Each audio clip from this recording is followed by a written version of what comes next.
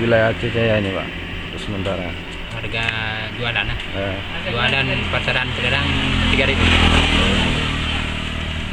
Bagaimana harga dengan sebelumnya Pak? Apa meningkat, apa menurun di bulan Ramadannya? Ini dari dulu memang naik, sekarang udah 3.000 kan. Jadi sebelum itu 2.500. Penjara. Harapannya untuk pemerintah daerah bagaimana ini? Gimana? Harapan kita selaku pedagang ini bagaimana Pak? Ya meningkat sedikit karena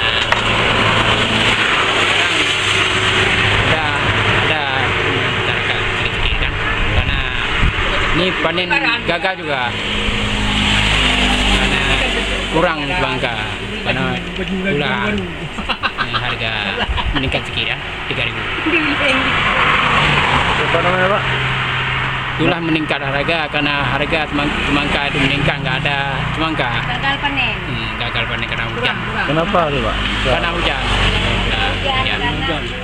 Kena hujan banjir kemarin tuh. Siapa namanya Pak? Pak Zulkifli.